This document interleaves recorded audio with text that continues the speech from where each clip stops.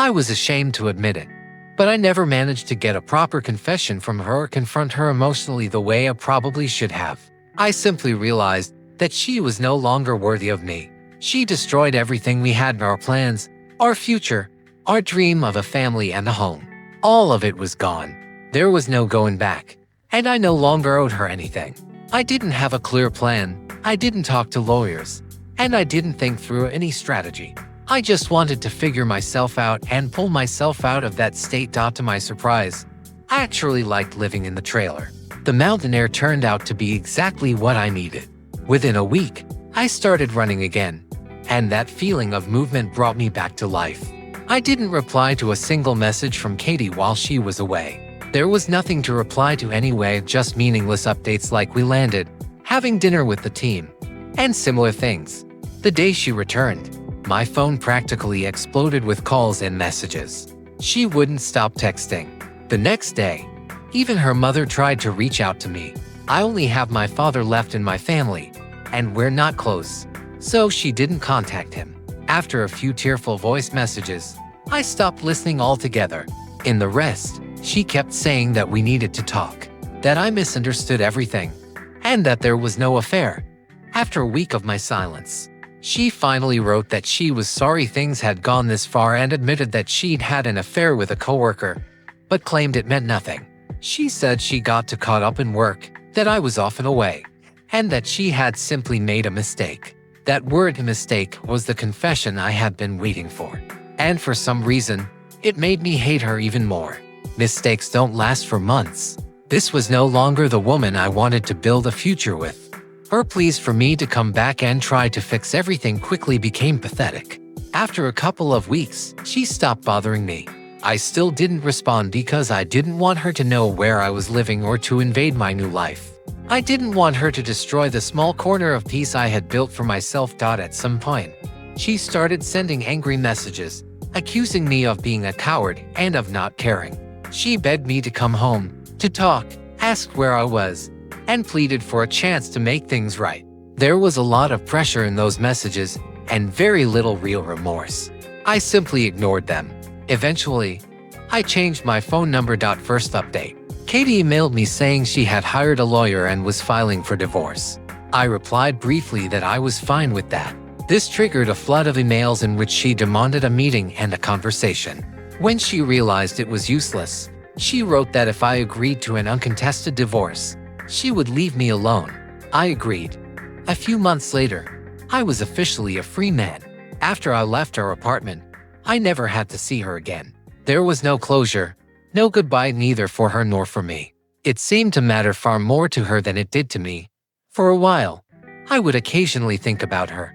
The pain sometimes came back, especially when I heard songs we used to listen to together. But over time, those thoughts became less frequent until I simply stopped thinking about her at all. Second update. I was officially divorced. Things were going well for me. I met an amazing woman during a run near my place. I helped her change a flat tire, and we struck up an easy conversation. She turned out to be incredible and very sweet. She was a bit younger than me, liked my lifestyle, and jokingly called me a mountain man. I wasn't rushing into anything serious, but I also wasn't avoiding women. I was still living in the trailer and had no plans to change that. I had simplified my life and fallen in love with nature again. It helped me get through the divorce and the heartbreak. I knew everyone handles things differently. I was lucky we didn't have children and that the marriage only lasted a few years. I was confident I had made the right choice. Third update. I mentioned earlier that I was uneasy about my ex-wife trying to track me down. I ended up moving again, about 2 hours away from where I had been living before. Last weekend, I unexpectedly saw her in a coffee shop I often go to in a small town near my place. I immediately suspected that her appearance there wasn't a coincidence. Thankfully, I managed to leave before she noticed me. Later that same weekend, I went back into town for groceries and stopped by the coffee shop again, as usual, to get some work done using their free Wi-Fi. When I finished and walked out toward my pickup truck, I heard someone call my name. I looked across the street, and damn it, it was Katie. She was waving at me. It felt like the apocalypse had finally arrived. I froze, not believing what I was seeing. She ran across the street, came up to me and opened her arms, expecting a hug. Instinctively, I raised my hands to stop her. She looked shaken and said she had been looking for me, that she'd heard I had moved, and that she needed to talk to me. I felt cornered, so I eventually agreed to find a place to talk for a few minutes. She asked if we could go to her place, and I immediately said no. We walked over to a bench near a small store at the end of the block. She started by saying how much I had changed. She liked my new look of the beard, my physique, the way I carried myself now. She looked confident and, I had to admit, incredibly attractive. Short shorts, a tank top, her hair pulled back in a ponytail, just like before. My instincts were screaming that she was turning on all her charm. I held back, trying to understand where this was going. She began apologizing for the affair and said karma had hit her hard. Her workplace found out about the relationship. Things became unbearable, and she was forced to quit. Her lover, who had been engaged, received a formal reprimand and was transferred to another position.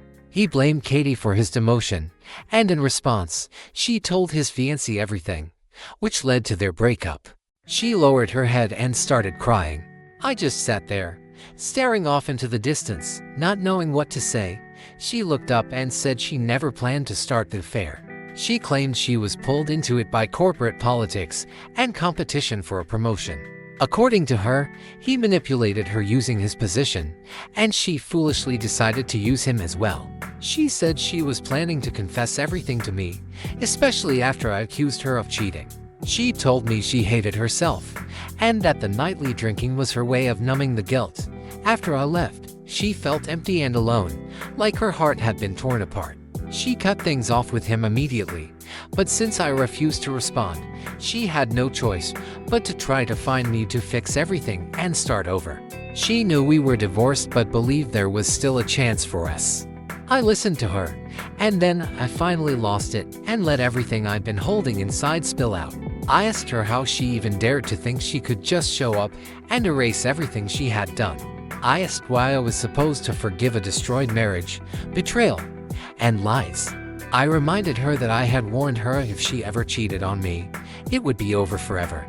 I told her I had followed her and seen her walk into a hotel with that man. I realized I had raised my voice because people around us started paying attention.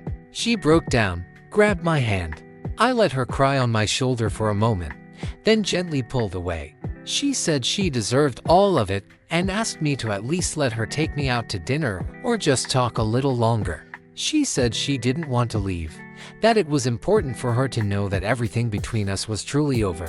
She told me she still loved me and that only after I left did she realize how much. She was crying so hard that I hugged her, just to calm her down. In that moment, I realized that I had truly broken her heart, just as she had once broken mine. We went for a walk, and I found a quiet trail where she could collect herself. Asked her how she had managed to find me and whether she had hired a private investigator. She gave a weak smile and said no, though she had thought about it. She told me that a couple of weeks earlier she had randomly run into Stacy and asked how I was doing. Stacy let it slip that she had seen me in this town. Katie pressed her until she got everything she knew, which wasn't much, just that I lived somewhere nearby. After that, Katie started coming here every weekend, hoping to run into me. As she told me this, she blushed. I couldn't help but smirk, thinking that Stacy had never been good at keeping her mouth shut. In the end, we did go out to dinner. We found a small, cozy place with a patio. I insisted that we didn't drink anything. I didn't want alcohol to become an excuse or a way for her to pressure me. The conversation was calm and honest. After dinner, I walked her to her car. She wanted to stay, was persistent, and swore that since I left, there had been no one else and that she wanted only me. I said no and told her it was far too soon for me to even consider something like that. She begged for another meeting, but I stayed firm. I gave her a new email address but refused to give her my phone number, explaining that she would flood me with calls and messages. She cried and said she would come back to town the following weekend if I wanted. I didn't respond to that. She promised to write me a letter with more details and then drove away. Before we parted, I asked her directly whether she would be able to forgive me if I had been the one to cheat. She thought about it and said that maybe she could, eventually, but only with years of work, therapy, and conversations. I told her that maybe I could do the same in 5 or 10 years. She said she was willing to wait as long as it took. Then she took my hands, looked me in the eyes, and said she would always love me and would do anything to prove it. After that, she left. Her words shook me because there was too much certainty in them. Still, I couldn't imagine myself with her again. I couldn't even see her as an option for a casual relationship. Maybe someday as friends, but even that felt uncertain. I give second chances very rarely. I went home, went for a long run, had a couple of beers, and felt okay with myself. Can anyone guarantee that she won't disrupt my inner balance again? I don't know. Everything is still too fresh. But I have time to sort myself out and figure out what I truly want. Fourth update. This is probably the last update. Her intentions were genuinely focused on reconciliation and starting over. To those who said I was weak and would eventually give in, you'll be disappointed.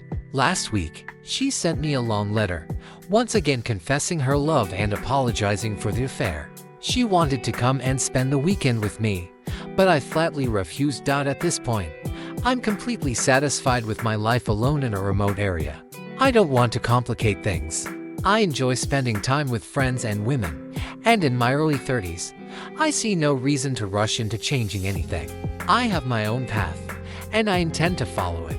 I replied to her letter and made it absolutely clear that I have no intention of reconciling, that I don't trust her, and that I no longer see her as part of my life. I wished her well and said that maybe someday we could remain acquaintances. My uncertainty angered her. In her reply, she admitted that she had accepted a job offer in another state and that her real goal all along had been to convince me to move there with her. She knew my job was remote and that I could live anywhere. She was running out of time before leaving and wanted to see me in person to persuade me. Fortunately, I already had a business trip planned and our window closed. Now she will fade out of my life. Maybe she'll keep writing for a while, but eventually, I'm sure she'll understand that it's truly over between us.